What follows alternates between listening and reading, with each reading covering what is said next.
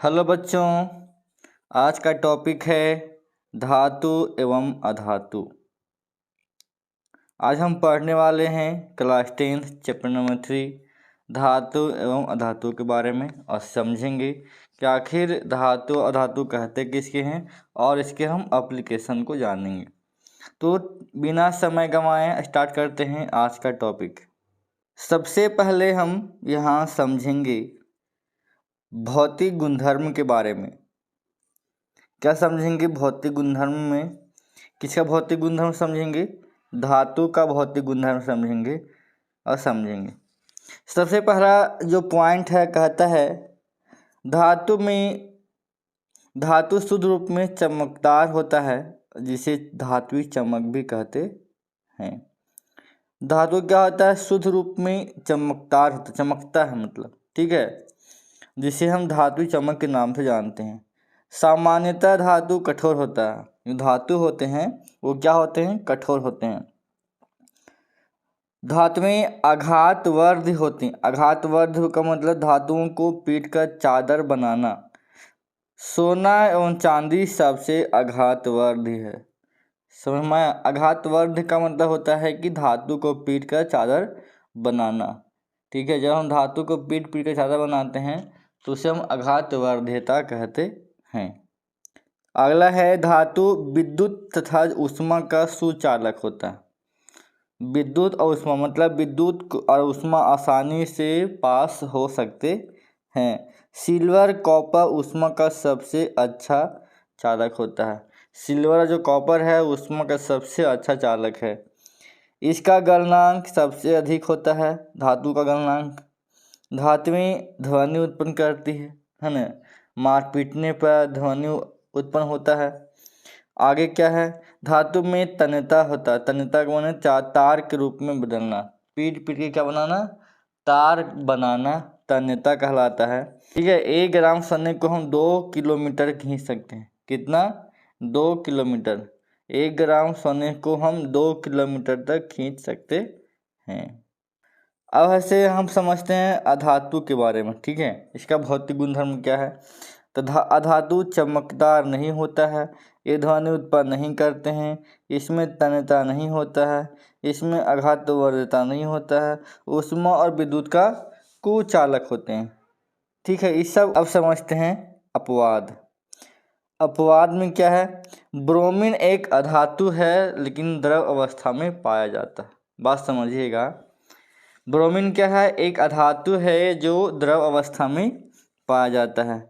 Mercury कमरे के ताप पर द्रव होता है। मरकरी क्या होता है? कमरे के ताप पर द्रव होता है। गैलियम और सीजियम का गलनांक कम होता है, इसे हथेली पर क्या होता है? पिघल जाता है।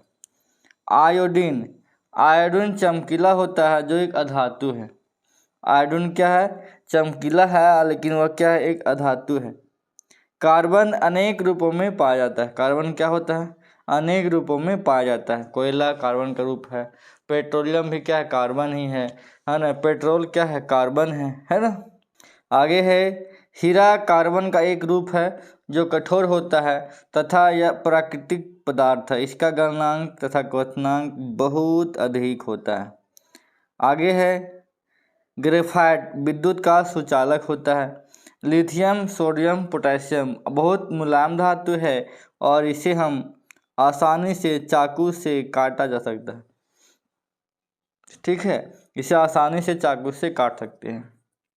अब आगे हम समझते हैं धातुओं के रासायनिक गुणधर्म। अभी तक हमने क्या समझा? भौतिक गुणधर्म। अब समझते हैं रासायनिक गुणधर्म। पहला जो हम समझने वाले हैं गुणधर्म में, धातु का वायु में दहन, ठीक है। तो पहला है धातु वायु के साथ अभिक्रिया कर धातु ऑक्साइड बनाता है। धातु क्या करता है? वायु बने ऑक्सीजन के साथ अभिक्रिया करता है और क्या बनाता है? धातु ऑक्साइड बनाता है। जैसे धातु प्लस ऑक्सीजन, धातु प्लस ऑक्सीजन, धातु ऑक्साइड जो क्षारकीय होता है। जैसे कॉपर क्या धातु है? तो कॉपर क्या किया? ऑक्सीजन से अभिक्रिया किया तो क्या बनाया? कॉपर ऑक्साइड, ठीक है। एल्युमिनियम ऑक्सीजन से अभिक्रिया किया, क्या बनाया? Aluminium oxide. अब हमारे पास क्या है, उभयधर्मी ऑक्साइड। उभयधर्मी ऑक्साइड होता क्या है, कहता है ऐसे धातु ऑक्साइड मतलब धातु ऑक्साइड जो दोनों अम्लीय और क्षारकीय दोनों से अभिक्रिया कर लवण और जल बनाता है। मतलब एक ऐसा धातु ऑक्साइड जो अम्ल या क्षार दोनों से, अम्ल से भी और क्षार से अभिक्रिया कर लवण और जल बनाता है। जैसे हमारे पास एल्युमिनियम ऑक्साइड है, HCl अम्ल है तो क्या बनाया, एल्युमिनियम क्लोराइड और H2O। एल्युमिनियम ऑक्साइड है NaOH सोडियम हाइड्रोक्साइड क्षार है, क्या बनाया, NaAlO2 और H2O बनाया। ठीक है, तो ये सब क्या है, ये सब है उभयधर्मी ऑक्साइड। आगे है अधिकांश धातु ऑक्साइड जल में अघुलनशील होते हैं, लेकिन सोडियम ऑक्साइड तथा पोटेशियम ऑक्साइड जल में घुलकर क्षार देते हैं। ठीक है, जैसे सोडियम ऑक्साइड जल में घुला सोडियम ऑक्साइड, पोटेशियम जल में घुला पोटेशियम ऑक्साइड, ये सब क्या बनाया, क्षार बनाया। आगे है सोडियम तथा पोटेशियम को केरोसिन तेल में रखा जाता है क्योंकि खुले में छोड़ देने पर बहुत तेजी से आग पकड़ लेता है। ठीक है, सोडियम और पोटेशियम क्या बहुत केरोसिन तेल में रखते हैं क्योंकि खुला में छोड़ देंगे तो ऑक्सीजन से अभिक्रिया कर लेगा और आग पकड़ लेगा।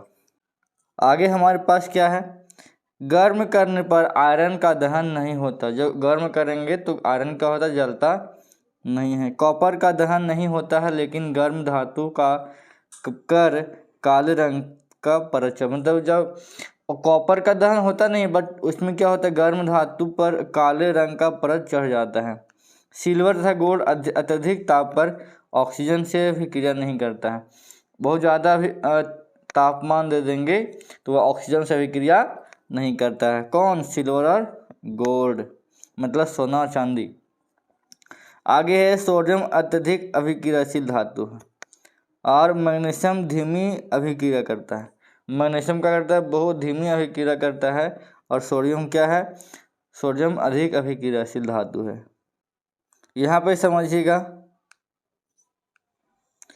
पे समझिएगा एनोडीकरण के बारे में।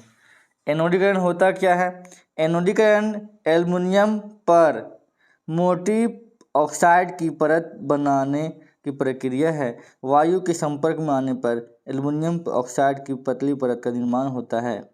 एल्युमिनियम ऑक्साइड की परत इसे संक्षारित से बचाती है। इस परत को मोटा करके इसे संक्षारण से अत्यधिक सुरक्षित किया जाता है। एनोडीकरण के लिए एल्युमिनियम की एक साफ वस्तु को एनोड बनाकर तनु सल्फ्यूरिक अम्ल से विद्युत अपघटन किया जाता है और एनोड पर उत्सर्जित ऑक्सीजन गैस एल्युमिनियम के साथ अभिक्रिया करके ऑक्साइड की मोटी परत बनाती है। इस ऑक्साइड की परत को आसानी से रंग कर एल्युमिनियम की आकर्षक वस्तु बनाई जा सकती है। यह है एनोडीकरण। ठीक है, जो एल्युमिनियम पर मोटी ऑक्साइड की परत बनाने की प्रक्रिया होता है।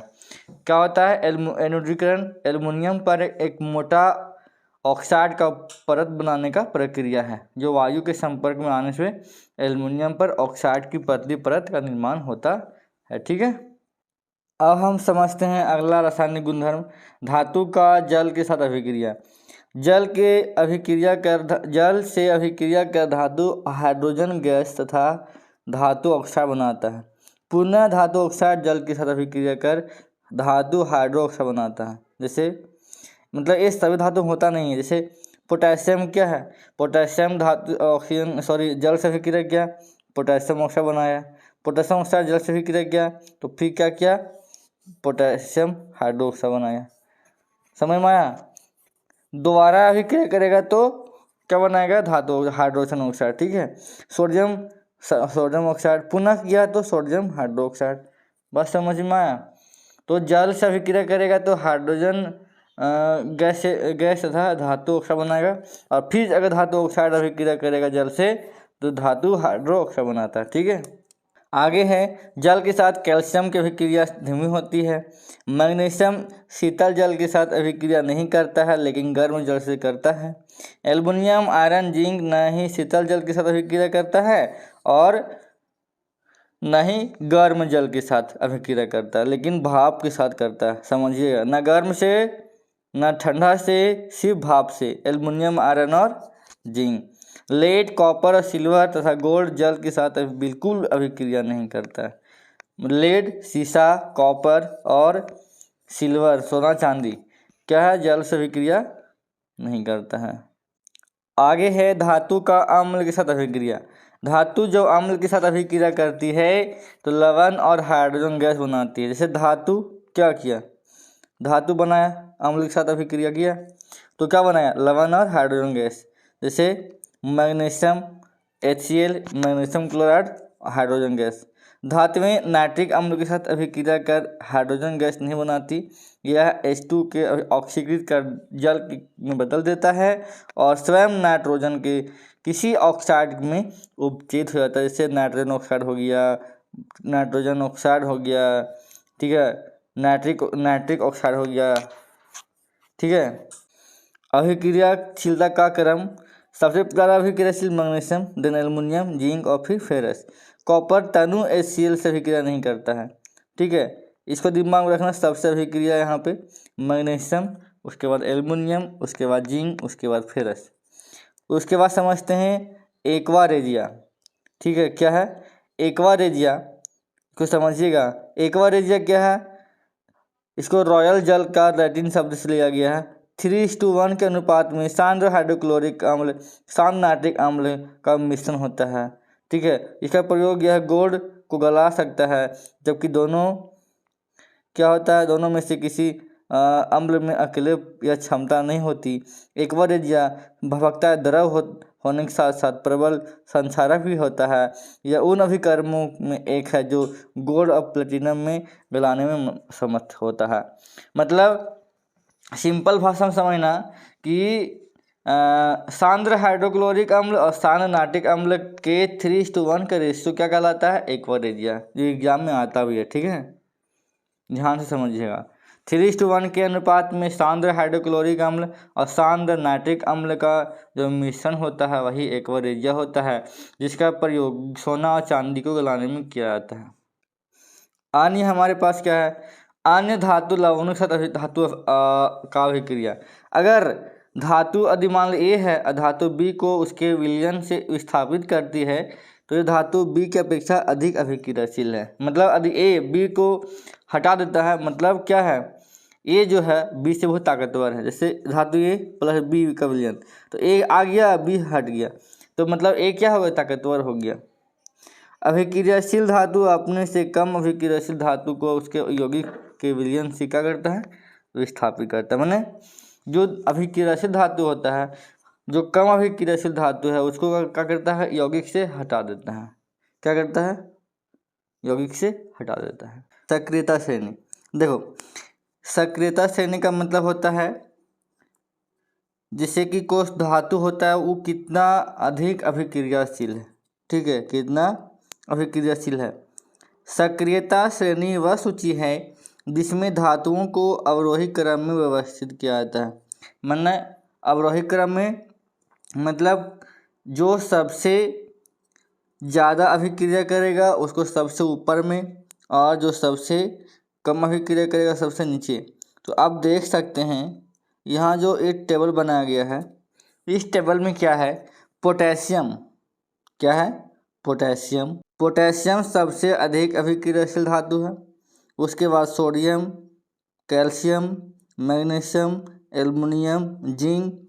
सबसे कम सोना, उसके पहले चांदी, mercury, copper, hydrogen, lead, ferrous, zinc. इस प्रकार से जो हमारे पास सक्रियता श्रेणी है वो है सो फॉलो होता है। तो ऐसे आप क्या करेंगे, याद करेंगे, क्योंकि यहाँ से 1 नंबर का जो क्वेश्चन है वो हमारा बनता है। 1 नंबर का जो क्वेश्चन है वो हमारा बनता है, ठीक है। तो इसको आप याद करेंगे। अब समझते हैं इलेक्ट्रॉनिक विन्यास। देखो इसको आप क्लास 10th में पढ़े होंगे, सॉरी 9 में, क्योंकि इलेक्ट्रॉनिक विन्यास से पहले आपको इलेक्ट्रॉनिक विन्यास को समझने से पहले आपको परमाणु संख्या, परमाणु का नाम, संकेत आपको मालूम होना चाहिए, ठीक है। एक कुछ एग्जाम्पल है, जैसे पहला एग्जाम्पल में उत्कृष्ट गैस है, हीलियम है, नियॉन है, ऑर्गन है। इसका परमाणु संख्या लिखा हुआ है 2 है, 10 है, 12, 18। तो इसका जो के कक्ष में कितना इलेक्ट्रॉन है, एल एम एन, आपको पता होना चाहिए कि के में अधिकतम 2 होता है, उसके बाद 8, 18, 32 ऐसे बढ़ता है। ठीक है, इस प्रकार से हम इलेक्ट्रॉन की संख्या को डालते हैं। ठीक है, तो ये हमारा इलेक्ट्रॉनिक विन्यास है, इसे आप याद करना। ठीक है, क्योंकि इसके बिना हम आगे नहीं बढ़ सकते हैं, इसको आप दिमाग में रख लीजिएगा। जैसे हमारे पास एग्जाम्पल है, जैसे सोडियम है, तो सोडियम का क्या करना है, इलेक्ट्रॉनिक बिंदु संरचना लिखना है। तो सबसे पहले इसको लिखना पड़ेगा परमाणु संख्या। इसका परमाणु संख्या कितना होता है, इसका परमाणु संख्या होता है 11। कितना होता है, 11। और इसका जो इलेक्ट्रॉनिक विन्यास 11 है, तो 2, ठीक है, क्या होगा, 2 होगा पहला कक्ष में, उसके बाद 8, 10 हो गया, लास्ट में बचा 1। तो अंतिम कक्ष में जो रहता है उसी को हम क्या करते हैं, जो हमारा एलिमेंट होता है उसके ऊपर डालते हैं। जैसे बाहरवीं कक्ष में 1 था, तो यहाँ देखिएगा कि हमने क्या किया, सोडियम के ऊपर 1 स्टार दिए हैं। क्यों, क्योंकि इसके बाहरी कक्ष में 1 इलेक्ट्रॉन है। ठीक है, इसीलिए हमने इसको ऐसा लिखा। तो इसको लिखने से, इसको बनाने से पहले परमाणु संख्या और उसका इलेक्ट्रॉनिक विन्यास निकालना पड़ेगा। अब जैसे मान लें क्लोरीन है, तो क्लोरीन को देखिए, इसका परमाणु संख्या कितना होता है, 17 होता है। कितना होता है, 17। तो इसका जो इलेक्ट्रॉनिक विन्यास 2, 8, 7, 8, 2, 10, 7, 17। बाहर कक्ष में कितना, 7 है। तो देख लीजिए बाहरी कक्ष में कितना है, 7 है। गिन लीजिए 7 को है कि नहीं। तो इस प्रकार से हम इलेक्ट्रॉन बिंदु संरचना बनाते हैं। ठीक है, अब हम समझने वाले हैं इलेक्ट्रॉन के स्थानांतरण से यौगिक का निर्माण कैसे होता है। जैसे हमको NaCl बनाना है, तो देखिए Na का इलेक्ट्रॉनिक विन्यास और क्लोरीन का। तो अब इसमें ये सोचना है कि कौन देगा, जिसके पास सबसे कम रहेगा वही देगा। ठीक है, तो हमने क्या किया, देखो Na और Cl। Na के पास क्या था, Na के पास 1 इलेक्ट्रॉन था और क्लोरीन के पास 7। तो इसको 8 पूरा करने के लिए 1 चाहिए थे कि नहीं। तो हमने क्या किया, यहाँ से एगो इसको दे दिया, तो इसके पास 8 हो गया। तो ये क्या बन गया, ये बन गया आपका NaCl। तो जब इसमें बनेगा, ठीक है, जो बनने वाला है Na+ बनेगा और Cl- बनेगा। क्यों बनेगा, क्योंकि सोडियम ने एगो दिया, तो जो देने वाला होता है वो प्लस में होता है, जो लेने वाला होता है वो माइनस में। तो जितना लेगा उतना प्लस, जितना देगा उतना प्लस, और जितना लेगा उतना माइनस। ठीक है, उसी प्रकार से आपको क्या करना है, जो हमने यहाँ पे लिखा है MgCl2 Na2O MgO, इसका से आप इलेक्ट्रॉनिक बिंदु संरचना से क्या करना है, इसका स्थानांतरण से यौगिक का निर्माण करना। ठीक है, इसे आप होमवर्क के रूप में बनाइएगा। ठीक है, अब हम समझते हैं आयनिक यौगिक का गुणधर्म क्या होता है। कहता है धन तथा ऋण आयनों के आकर्षण बल के कारण यौगिक ठोस एवं कठोर होते हैं, लेकिन दाब पड़ने पर टूट जाते हैं। मतलब पॉजिटिव और नेगेटिव आयन के कारण क्या होता है, ये ठोस बन जाते हैं, लेकिन जब इसको प्रेशर देते हैं, दाब देते हैं, तो टूट जाता है। जैसे NaCl हार्ड होता है कि नहीं, लेकिन इसको दबाते हैं तो क्या होता है, टूट जाता है। इसका गलनांक और क्वथनांक बहुत अधिक होता है। जल में घुलनशील तथा केरोसिन पेट्रोल में अविलेय होता है और शुद्ध ये विद्युत का चलन करता है। नमक से आप देखें, नमक से ऐसे करंट पास हो जाता है। ठीक है, यह है आयनिक गुणधर्म। अब समझते हैं धातुओं का निष्कर्षण। ठीक है, मैंने धातुओं की प्राप्ति कैसे करते हैं। सबसे पहले खनिज समझते हैं। खनिज होता क्या है, तो पृथ्वी की भूप्रपट्टी में प्राकृतिक रूप से पाए जाने वाले जो तत्व या यौगिक होते हैं वो खनिज कहलाते हैं। मैंने पृथ्वी के जो भूप्रपट्टी होता है, नेचर के द्वारा जो प्रदान किया गया है, वो प्राकृतिक रूप से जो प्राप्त होता है वही क्या कहलाता है, खनिज होता है। अयस्क क्या होता है, अयस्क जो होता है खनिजों में पाए जाने वाले विशेष प्रकार का जो धातु होता है, मतलब खनिज में जो विशेष प्रकार का धातु पाया जाता है वो क्या कहलाता है, अयस्क होता है।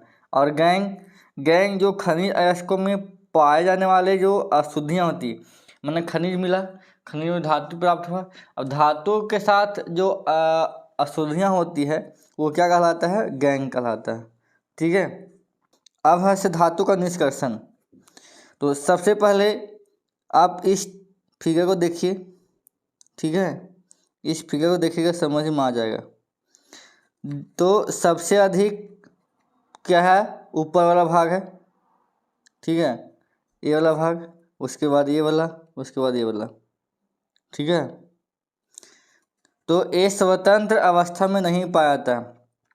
ठीक है, ऊपर का जो पहला, इसको 1 नंबर देते हैं, ये हमारा 2 नंबर, ये हमारा 3 नंबर। तो पहला नंबर में क्या है, ये स्वतंत्र अवस्था में नहीं पाया जाता है और ये उच्च अभिक्रियाशील, मतलब सबसे ज़्यादा अभिक्रियाशील धातु होता है। 2 नंबर में क्या लिखा हुआ है, ये मुख्यतः ऑक्साइड सल्फाइड कार्बोनेट अवस्था में पाया जाता है। ठीक है, किस अवस्था में, ऑक्साइड के, सल्फाइड में और कार्बोनेट अवस्था में पाया जाता है और इनकी प्रचुरता ज़्यादा होती है। और 3 नंबर में देखो, कम अभिक्रियाशील, सबसे कम अभिक्रियाशील होता है। ठीक है, सोना चांदी, और इस स्वतंत्र अवस्था में भी पाया जाता है। ठीक है, ये तीनों के बारे में हमको पढ़ना है, इसका निष्कर्षण कैसे करते हैं। ठीक है, ये छोटा सा टेबल है। ठीक है, इसको दिमाग में रखना है, एक बार इसको देख लीजिएगा, किताब में भी मिल जाएगा कि अयस्क है, इसके 3 भागों में बांटा गया है। उच्च अभिक्रियाशील, ठीक है, उसके बाद मध्यम में है। ठीक है, उसके बाद सबसे कम। ठीक है, उसके बाद गलित धातु होता है और शुद्ध धातु प्राप्त होगा। और मध्यम में इसको 2, एक होता है कार्बोनेट, एक सल्फाइड। कार्बोनेट को निस्तापन से अलग करते हैं। ठीक है, उसके बाद इसको भर्जन से। ठीक है, फिर धातु ऑक्साइड, उसके बाद यहाँ पे, इसके बाद यहाँ पे। और सबसे जो निम्न होता है वो सल्फाइड अयस्क होता है, जिसको हम क्या करते हैं, भर्जन द्वारा अलग करते हैं, इसको परिष्करण कहते हैं। ये छोटा मोटा एक टेबल की सहायता से हम लोग शॉर्टकट में बता दिए हैं, अब इसको एक्सप्लेन करेंगे। ठीक है, अब यहाँ देखिएगा, सक्रियता श्रेणी में नीचे आने वाली धातुओं का निष्कर्षण, सबसे नीचे जो आता है उसका निष्कर्षण कैसे करते हैं। इन धातुओं के ऑक्साइड को सिर्फ गर्म करने पर ही धातु प्राप्त हो जाता है। जो सबसे निम्न प्रकार की धातु होती हैं, इनको सिर्फ गर्म करते ही क्या हो जाता है, इस पर धातु प्राप्त हो जाता है। जैसे सिनाबार HgS, जब ऑक्सीजन से अभिक्रिया कराते हैं तो HgO मिल जाता है। और फिर अगेन जब HgO को हीट करते हैं तो हमें क्या मिल जाता है, हमें मिल जाता है Hg मिल जाता है। क्या मिल जाता है, Hg मिल जाता है। ठीक है, उसी प्रकार कॉपर सल्फेट है, इसको हीट करते हैं कॉपर ऑक्साइड, फिर कॉपर ऑक्साइड को हीट करते हैं तो कॉपर मिल जाता है। समझ में आया। अब समझते हैं जो मिडिल में आता है। ठीक है, मिडिल में जो आता है उसका निष्कर्षण कैसे करते हैं। प्रायः ये सल्फाइड और कार्बोनेट अयस्क में पाए जाते हैं। इनके लिए 2 विधि है, एक भर्जन है, निस्तापन है। भर्जन किसके लिए होता है कि सल्फाइड अयस्क को वायु की उपस्थिति में अधिक ताप पर गर्म करने पर क्या होता है, ये ऑक्साइड में परिवर्तित हो जाते हैं। जैसे जिंक सल्फेट सल्फाइड अयस्क है, ऑक्सीजन से अभिक्रिया कराएं, हीट दिए तो क्या बन गया, जिंक ऑक्साइड बन गया। ठीक है, उसके बाद हमारा क्या है, निस्तापन। निस्तापन में क्या है, कार्बोनेट अयस्क को सीमित वायु में अधिक ताप पर गर्म करने से क्या होता है, ऑक्साइड में बदल जाता है। जैसे जिंक कार्बोनेट है, ध्यान, निस्तापन में कार्बोनेट अयस्क होता है और भर्जन में सल्फाइड अयस्क होता है। ठीक है, दोनों में कंफ्यूज मत होना। ठीक है, क्योंकि भर्जन और निस्तापन एग्जाम में भी आता है। ठीक है, ये निस्तापन और भर्जन सब क्या समझते हैं। तो निस्तापन जो होता है कार्बोनेट अयस्क होता है और भर्जन में सल्फाइड अयस्क होता है। ठीक है, आगे है, जब जिंक ऑक्साइड को कार्बन के साथ गर्म करते हैं तो जिंक धातु प्राप्त होता है। जिंक ऑक्साइड है, कार्बन से अभिक्रिया किया तो जिंक प्राप्त हो गया। ठीक है, क्या प्राप्त हुआ, जिंक, और बाद में कार्बन मोनोऑक्साइड बन गया। ठीक है, थर्मिट अभिक्रिया क्या होता है, थर्मिट अभिक्रिया, अब जैसे रेल की जो पटरी होती है, जैसे मान लीजिए कहीं कहीं ख़राब हो जाता है जो रेल की पटरी, तो उसको जोड़ने के लिए थर्मिट अभिक्रिया का ही यूज़ किया जाता है। इसमें होता क्या है कि आयरन ऑक्साइड के साथ एल्युमिनियम का अभिक्रिया होता है। ठीक है, जिसका उपयोग रेल की पटरी में क्या होता है, मशीनी पुर्जों को जोड़ने के लिए किया जाता है, जिसे थर्मिट अभिक्रिया कहते हैं। समझ में आया कि आयरन ऑक्साइड को इसके साथ जब हम एल्युमिनियम की अभिक्रिया कराते हैं। तो इसका उपयोग हम रेल की पटरी को में जो पुर्जा टूट गया या फूट गया उसको जोड़ने के लिए हम इसका उपयोग करते हैं, इसको थर्मल अभिक्रिया कहते हैं। जैसे फेरस ऑक्साइड हो गया, एल्युमिनियम आपस में अभिक्रिया किया तो फेरस अलग हो गया, एल्युमिनियम ऑक्साइड अलग हो गया। तो ये जो फेरस हुआ इसी फेरस को क्या हो, ये जो फेरस बना, ठीक है, ये फेरस ऐसे लिक्विड फॉर्म में बनेगा और इसी लिक्विड फॉर्म का करते हैं। मान लीजिए यहाँ पे देखिए, यहाँ पे ऐसे मान लिया जाए कि क्या होता है, टूट गया है, तो क्या करेंगे, जो फेरस जो लिक्विड है उस लिक्विड को हम क्या करेंगे, यहाँ पे जो है गैप इसमें क्या करेंगे, डाल देंगे। और डालने से क्या होगा, डालने से ये पूरा पूरी क्या हो जाएगा, ये पूरा पूरी भर जाएगा और जुड़ जाएगा। बात समझ में आया, कोई दिक्कत? तो हम थर्मल अभिक्रिया का उपयोग ऐसे करते हैं रेल की पटरियों को जोड़ने के लिए, ठीक है। अब समझते हैं कि सक्रियता श्रेणी में जो सबसे ऊपर हो गया उसका निष्कर्षण कैसे करते हैं। तो ये धातुएं अधिक अभिक्रियाशील होती हैं। इन धातुओं को विद्युत अपघटनी के द्वारा अलग करते हैं। इसमें कैथोड और ऋण आवेश दोनों होते हैं। इसके लिए कैथोड, जैसे कैथोड पर क्या होता है Na पर क्या होता है, एक इलेक्ट्रॉन ये लेता है, देता है, छोड़ता है तो Na+ हो जाता है, ठीक है, क्या होता है, Na+ हो जाता है। और एनोड पर Cl में से माइनस हो गया, तो ये क्या किया, लिया, ठीक है, तो Cl- हो गया। तो कैथोड पर प्लस चार्ज और एनोड पर माइनस चार्ज हो जाता है, ठीक है। ये हमारा क्या है, ये हमारा डिटेल दिया हुआ है, ठीक है, जो ये छपा हुआ है यहाँ पे, ठीक है, ये हमारा क्या है, विद्युत अपघटनी प्रक्रिया है, जिसमें यहाँ पर ध्यान दीजिएगा, ये हमारा कैथोड हो गया, ये हमारा एनोड हो गया, ठीक है। तो इस पर कैथोड पर ऐसे प्लस चार्ज हो जाता है और एनोड पर माइनस चार्ज होता है, ठीक है। इसको आप पढ़ सकते हैं, ठीक है, पढ़ने के बाद आप इसे समझ सकते हैं, ठीक है। पढ़ के देखिए और समझिए कि विद्युत अपघटनी जो परिष्करण है, ठीक है, वो क्या होता है, वो समझ में आ जाएगा। Copper, zinc, tin, nickel, silver, gold आदि जैसे अनेक धातुओं का परिष्करण विद्युत अपघटन द्वारा किया जाता है। इस प्रक्रिया में अशुद्ध को एनोड तथा शुद्ध धातु को पतली परत कैथोड बनाया जाता है। जो अशुद्ध होता है उसको एनोड और शुद्ध होता है उसका जो क्या होता है, कैथोड बनाया जाता है, ठीक है।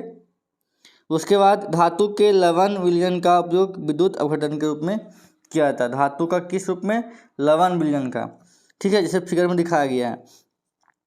विद्युत अपघटन से जब धारा प्रवाहित की जाती है, इसमें करंट पास किया जाता है, तो एनोड पर स्थित अशुद्ध धातु विद्युत अपघटन में क्या होता है, घुल जाता है और इतनी ही मात्रा में शुद्ध धातु विद्युत अपघटन में कैथोड पर, जितना मात्रा कैथोड पर उतना ही मात्रा एनोड पर हो जाती, मतलब बैठ जाता है और विलेय अशुद्धियाँ विलयन में चली जाती है और अविलेय अशुद्धियाँ तली में बैठ जाता है, ठीक है। समान लिखो यहाँ पे, ये दिख रहा है, ठीक है। ये हमारा क्या होता है, ये अशुद्धियाँ है जो नीचे बैठ जाता है और जो शुद्ध होता है वो उसमें घुल जाता है।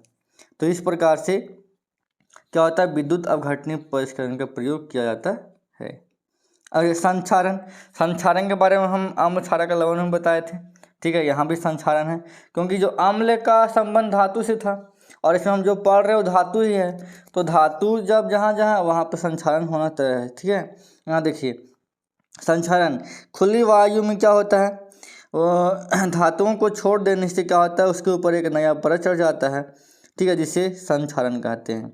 जैसे सिल्वर पर काली परत, कॉपर पर हरा रंग, ठीक है, बेसिक कॉपर कार्बोनेट होता है। लोहे पर क्या होता है, भूरा रंग चढ़ जाता है, जिसको जंग लगना कहते हैं। संक्षारण के उपाय क्या क्या है, पेंट करना है, तेल लगा कर सकते हैं, ग्रीस लगा सकते हैं, हीरा से लेपन कर सकते हैं, मतलब लोहे के ऊपर जस्ते का जो लेयर चढ़ा सकते हैं, क्रोमियम का लेपन चढ़ा सकते हैं, एनोडीकरण कर सकते हैं, मिश्र धातु बना सकते हैं। ये सब क्या है, संक्षारण के उपाय है। आगे है, दो या दो से अधिक धातुओं के समांगी मिश्रण को मिश्र धातु कहते हैं। इसे तैयार करने के लिए मुख्य धातु को गलित अवस्था में लाया जाता है। लोहा शुद्ध अवस्था में नर्म होता है, अतः थोड़ा कार्बन 0.5 % मिलाने से कठोर हो जाता है। शुद्ध धातु सोना शुद्ध सोना जो होता है वो 24 कैरेट का होता है और आभूषण बनाने के लिए 22 कैरेट का यूज़ किया जाता है, जिसे तांबा या चांदी मिलाया जाता है। ठीक है, क्या मिलाया जाता है? तांबा या चांदी। अब देखिए, लोहा प्लस निकल क्रोमियम तीनों मिलाएंगे तो क्या बनेगा? स्टेनलेस बनेगा। ठीक है, ये जो हम बता रहे हैं ये क्या है? ये VVI है। ठीक है, इसको आप दिमाग में रख सकते हैं और इसको दिमाग में रख के ही बनाना है। ठीक है, उसके बाद तांबा और जिंक मिलाएंगे तो पीतल बनेगा। तांबा और टीन बनाएंगे तो कांसा बनेगा। शीशा और टीन मिलाएंगे सोल्डर बनेगा। तार का वेल्डिंग करने के लिए जो बनाया जाता है सोल्डर। यदि कोई एक धातु पारद है तो जिसका मिश्र धातु क्या होता है? अमलगम कहलाता है। यदि कोई एक धातु क्या है? पारद है, तो उसको क्या कहते हैं? अमलगम कहते हैं। तो कैसा लगा वीडियो? यदि अच्छा लगा तो आप इसे क्या कर सकते हैं? शेयर कर सकते हैं अपने दोस्तों के साथ, लाइक कर सकते हैं, सब्सक्राइब कर सकते हैं और इस नोट्स को उतार सकते हैं और एग्ज़ाम की तैयारी कर सकते हैं। ये आपके हाथ में है कि तैयारी करना है नहीं करना है, पढ़ना है नहीं पढ़ना है, ये आपके हाथों में है। तो यदि अच्छा लगा तो हमारे चैनल को लाइक सब्सक्राइब और शेयर जरूर करेंगे और कमेंट में ज़रूर लिखेंगे कैसा लगा। ठीक है, तो आज मिला के हमने 3 चैप्टर ख़त्म कर दिया है। थोड़ा सा समय थोड़ा सा कम मिल पा रहा है, इसलिए हम वीडियो नहीं डाल पा रहे हैं, लेकिन हम कोशिश करेंगे कि वीडियो हमेशा डालते रहें। ठीक है, तो फिर मिलते हैं नए वीडियो में, तब तक के लिए धन्यवाद। जय हिंद।